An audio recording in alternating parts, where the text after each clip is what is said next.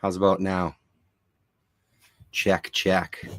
Boom. See, this is why you do checks before you come on. Good evening, everybody. How's it going? It's me, Comic Crack. Hopefully this audio is coming out. If you are in the chat, I think there's a person in the chat there.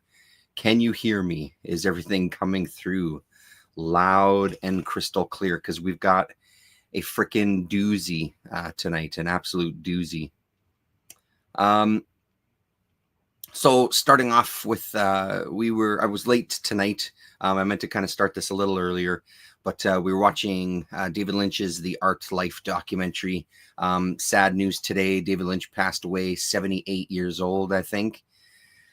I mean, what can I say that a million other people have already said? One of the things that I found notable about this is that a lot of artists, whether they're filmmakers, musicians, cartoonists, even fine artists, whatever you want to categorize them in, that art world, the amount that I've seen about how important David Lynch was to people is pretty outstanding. Speaking for myself, we sort of had almost a Lynchian type of exposure to his work. So I probably told this story again, but I'm going to tell it once again. And I'll probably tell it again in the future. So we used to live out in kind of what's North Kildonan here in Winnipeg. And at that time growing up, like we were kind of on the edge. There was like a few more streets past us. And then you were starting to see country, and that you were outside of the city, not literally like countryside or anything, but like it wasn't as developed that direction as it is now. So we were kind of on the outskirts, and we kind of lived on those. He talks about in The Art Life his world being kind of a couple of blocks. We were sort of similar. There was two bays, Brett Bay and Callum Crescent, and there was this wooded area, this kind of little forest behind Callum Crescent. And we'd ride our bikes around and do the usual and make jumps and play guns and go and explore the forest and get into all sorts of mischief. As we got older, things started to develop past us. So my parents, not being happy enough with already being on the outskirts, decided to move into those new developments, which were now the outskirts, just always pushing us right to the outside edge. So, and then I kind of discovered the world of kind of skateboarding and smoking dope and stuff. And this guy, Vance Steeves is his name. I think it was him that had gone and discovered a place downtown, this world that at that time was, well, maybe not unfamiliar to us at that time. I shouldn't say that, but yeah, it definitely wasn't unfamiliar to us. But there was Osborne Village. Still is Osborne Village, so just outside of downtown, kind of further south. And there was a place called Movie Village that he discovered, a really great movie rental house that existed for a long goddamn time. I took my son there. I would take my son there when he was little because they had this great deal, 7 movies for $7 for 7 days. And at that time, I didn't have cable, so I was just renting a bunch of stuff to have something to watch at home. That place, when Vance found that, not only did he find that, I can't swear that it was the first tape that we got, but it was one of the first. My memory is that the reason we went to the reason we went to Movie Village was so we could rent a copy of David Lynch's Eraserhead, because he had heard stories about it. I don't remember if he had already seen it, or how he came upon it. I don't remember that part of the story, but I do remember a bunch of us sitting in his basement, getting high and watching Eraserhead, and completely kind of blowing our minds apart as far as we've made this amazing discovery called Movie Village that is stockpiled, filled with stuff none of us had ever heard of. We then found Eraserhead and didn't realize that there was an avenue of film that was kind of treading these territories. So it made a profound impact on me. And since I've seen it, I don't know how many times I've seen it. So the Art Life documentary kind of charts his childhood into his time becoming a painter, and it ends on the making of Eraserhead. And that's kind of where the documentary stops. So cool. I've seen the documentary a couple times. My wife had never seen it, so always worth watching Lynch stuff again.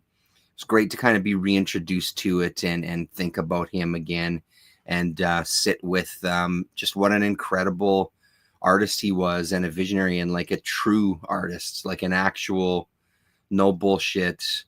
He's doing art 24/7. He lives it, breathes it, smokes it, all sorts of stuff. So he is full on immersed in that world. And he was just an amazing, amazing creator, amazing artist, amazing writer, amazing just human being, unbelievable. Nobody else like him.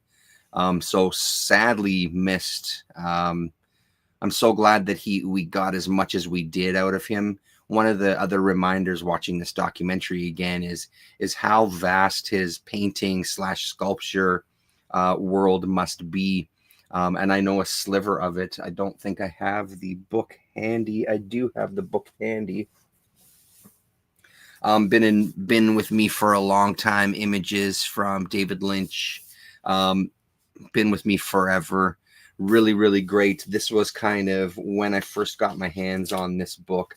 This was truly a bunch of stills from movies, as well as kind of paintings and photography and all sorts of things.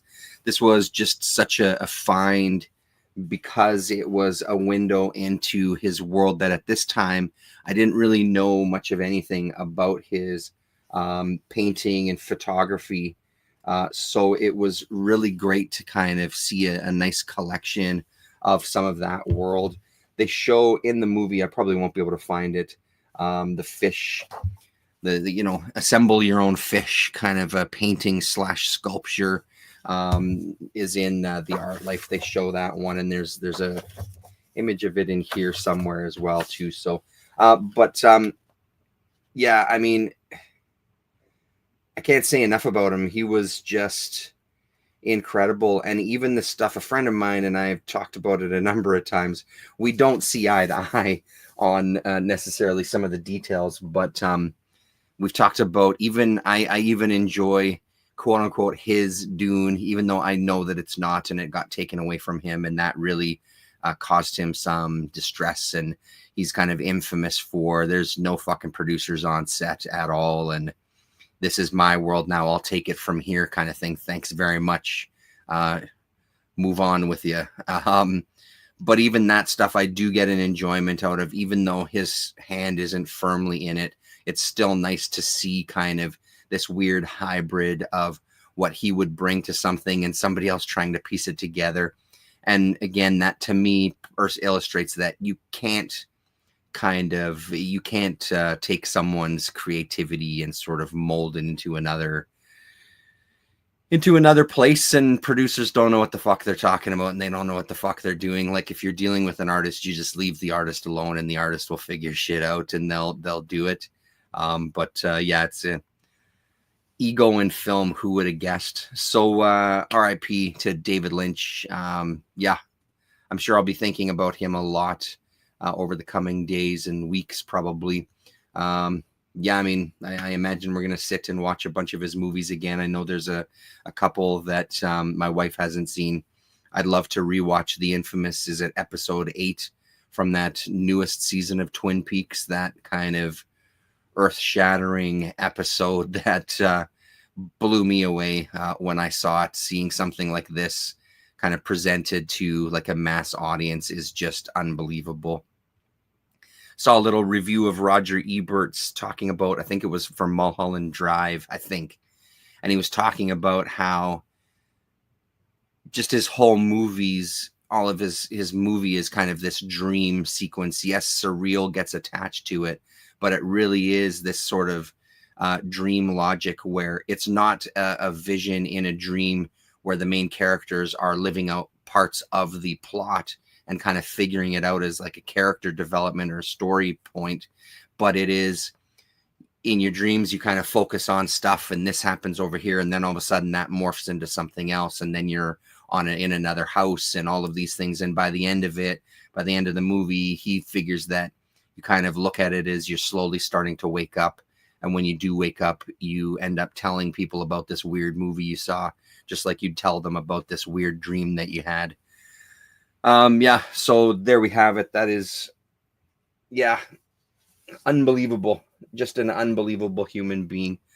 Um, the reason I've called you here tonight, the reason I've gathered you, though, is for it's been a hell of a day, I gotta say.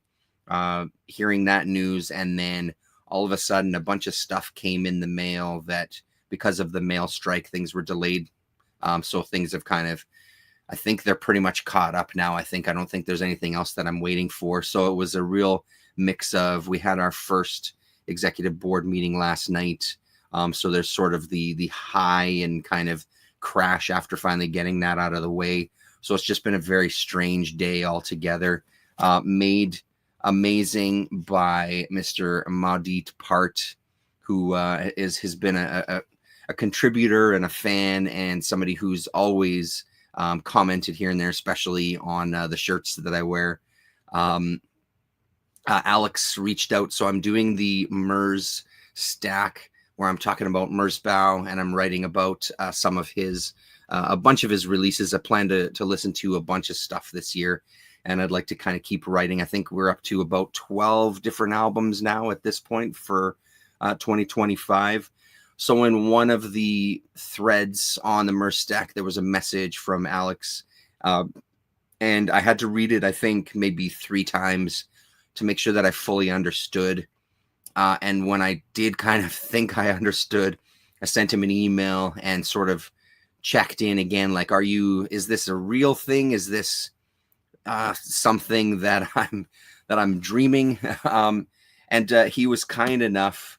I didn't ask too many questions, but he was kind enough to send a MERS box to me as a extreme random act of kindness. And I cannot, honestly, like I said to him a number of times in emails that I really don't know what to say. And that goes for this video. Like, I honestly do not know what to say. This is an extraordinary act of kindness and a gift that I sat down here this afternoon. My wife went to pick up our daughter from her after school care. And I just sat downstairs and I sort of just stared at it. I've unpacked it and packed it up a number of times, and just kind of in disbelief that it's sitting in front of me after 26 years, I guess, because it was 1999, I think, that it came out. So I've literally been thinking about this for a good 25, 26 years, that someday I'll save up and I will get myself the MERS box, because I'm a huge fan of Masami Akita. And lo and behold, Jumpin' Jesus, there it is. Oh, we got to get oh, come on, turn around there. There we go. They did 1,000 of these, so this is number 825. And again, like, when I say I don't know how this video is gonna go, it's probably gonna be me just going, holy shit, holy shit, holy shit. So Alex, if you're watching, which I know that you will at some point, again, for the millionth time, I can't believe it, and I so greatly appreciate it. It's probably one of the most amazing gifts that I think I've ever been sent in my life, and I sincerely mean that. It's so very kind of you to do this. I don't know what to tell you. I owe you whatever you need. If you need help moving, call me up, man. You don't even have to buy me a pizza. I'll help you move apartments 7 times. You got a big couch, only stairway? Forget it, man. I'll be there. So we'll just kind of have a quick look. One of the things with this is I don't want to show too much. I want to show something. There isn't a lot out there as far as images from this, and I want to kind of respect that this is something that is a limited edition thing. We're not going to sit here and look at every single item up close and do stills and things like that, but I do want to show you what's in here and just talk a little bit about it. So the first thing that you pull out of the fetish case is the big binder with the majority of the material in it. So it comes with a sampler, so a Merzbach sampler that has 10 tracks. So it's a 50 CD box set. When Extreme I think they're out of Australia, when Extreme Records was talking to, they had done a release with Masami Akita. I can't remember what the split was. Was it like Sabathi or something? I want to say. I don't remember how their name goes or what their name was exactly. They were going to do a reissue of that, and I at one point, because I read some of the pieces I've started reading some of the pieces in the book, and they talk about it in the book that comes with this MERS box. That Masami came to them and said, I've got about 20 albums that haven't been released, and maybe we should do something with those. So there was talk of doing a 20 CD box set, and then it was 30, and then it was 40, and then it was 50, because he had all of these old recordings. So this spans from, the earliest recording is 1979. And at the time that this came out, the release from 1979 had never been released out there. And then there's the next release is from 1980, and it's I believe it's his very first thing that he kind of released himself on his ZSF product. And I believe the box set, the latest one at the time, I think was 1994, maybe 1996, somewhere in there, mid 90s is kind of what it spans to. So you get a really nice retrospective. And one of the things that they talk about in the book is that with some bands and artists, you can do kind of a best of CD, and you can get a sense of their career from like an album or like a 2 CD set or something. But how can you possibly get away with doing that with an artist like Masami Akita when his output is so large? So I love that they did the sampler for the box set, which is actually the kind of the compilation. So in it, you get right off the bat a couple of MERS ROMs with some videos on them. There's also the infamous MERS Dalian that's been in this sleeve for 25 years and has left its imprint in the plastic. And then it's just the releases themselves. He did all of the art for the releases. There's nothing labeled on the disc. They're in order. And at the back of the book, there's write-ups from him on each of the releases. So it's you can kind of match the cover to the graphics in the book itself. And then at the very back, they give you a couple of 2 sets of stickers. And on the flip side, it's 2 sets of postcards. So that's kind of what's contained in that. The thing that I was waiting for the most, we'll get to last, the item that I was kind of the most curious about in this box set. I'll show you right at the end there. There was a poster included as well that he designed. Oh, this beautiful kind of bluey, silvery, very nice textured paper here. So that'll stay in with the set as well.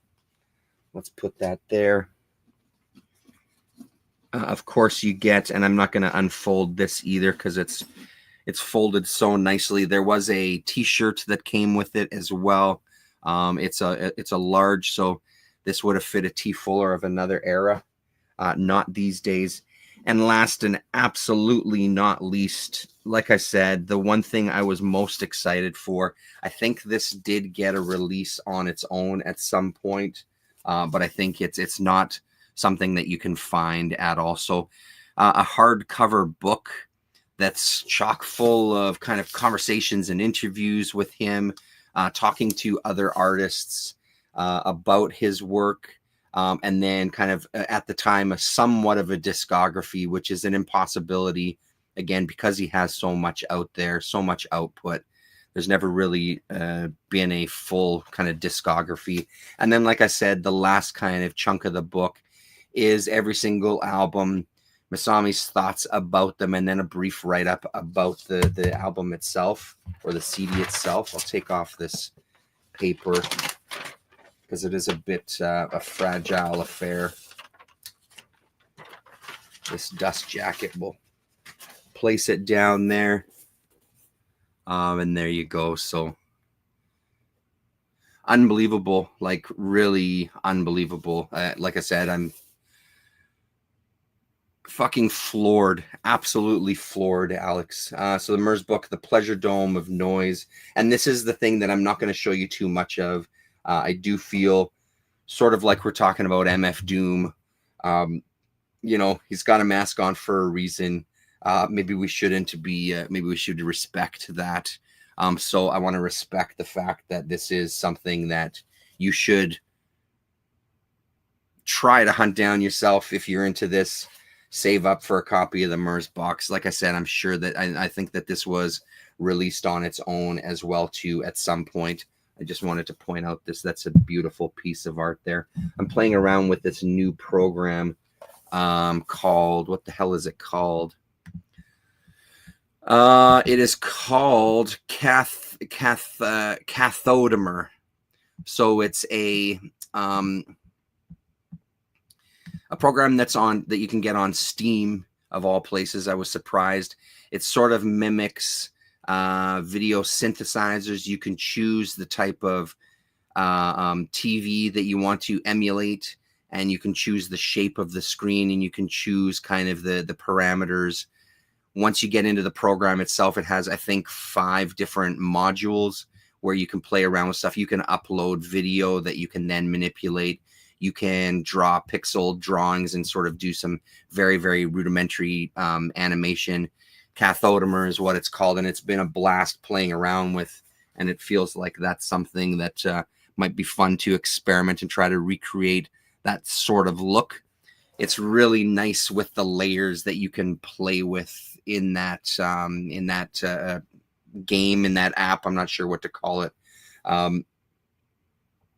Yeah, so this book it's amazing so far. I've started reading it already. That's kind of what I was slowly flipping through when when my wife went to pick up my daughter, or our daughter rather, sat down here and again just stared at the Murs box in disbelief, and then slowly, gently, delicately started looking through the book and started to read.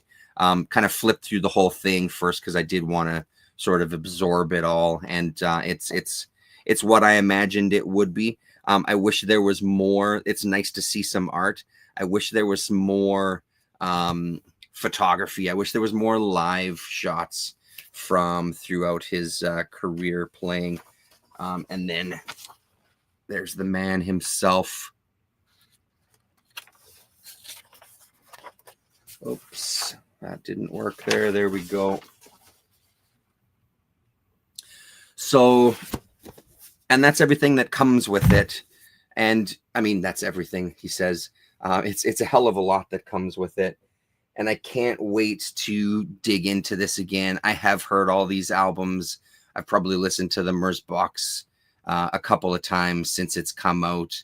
It was kind of readily available in your favorite download platforms, whatever you happen to use. SoulSeek is the one for me. So I've had them on file for a long time and have listened to them a couple of times. And a lot of this stuff was reissued by Slowdown Records out of Japan. And a lot of it is appearing up on, there's a number of the releases that are appearing up on the Merzbow archives on YouTube. That's worth checking out. Yeah, so the journey into Merzbow continues. And for those of you, the 3 of you that might be subscribed to that Substack, I'm going to try to go through this and kind of write about them. Like I said, there's some that are in here that I've already written about, Storage being the one that kind of blew my mind hearing that again. I find that with a lot of his stuff and a lot of experimental music in general, kind of revisiting it at later phases in your life, it can really be a brand new listen.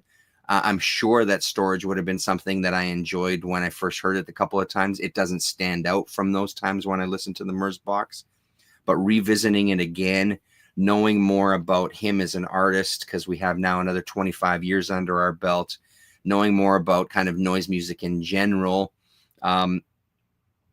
it has a much bigger impact on me now than it did back then, right? And it's funny because one of the ones that I always kind of praised as one of my favorites, and the name, of course, is escaping me right now. I can see the cover. Listening to that again, it's good. It's not as good as I remember. Electric Salad is what it's called. It's not as good as I remember it being. It was for a long time kind of top tier Merzbow album that just kind of doesn't hit that mark for me anymore. And that's an interesting thing to consider. I guess that happens with all sorts of music, but I think there's a different experience with noise and experimental music when you revisit it, I think personally. So again, shout out to Modi Part, Alex. Again, a million thanks. I really, really can't believe it. And I'm just so thankful for having this small group of people that we end up kind of talking together in our little corner of the YouTube world here. It's really fantastic. And I do appreciate everybody who kind of hangs out and contributes in the chats that we've had and things in the past. And hopefully going forward. So thank you. I don't think we're going to be around this Sunday. I think we're going to have to push another week for our chat with Rasa, or our weekly hangout, I guess. So we won't be around this Sunday. I did read a kind of good boatload of stuff that I'm interested to talk about. The new Vacuum Decay finally showed up. Issue number 7, I think it was. And no surprise to anybody, it's a fucking incredible issue. There's maybe only one story that I thought was a little weaker, which is an anomaly for Vacuum Decay, because as I say every single time that I read it, it is one of the best, if not the best, kind of independently published comics for me personally. I absolutely love it. I hope it continues for a long time.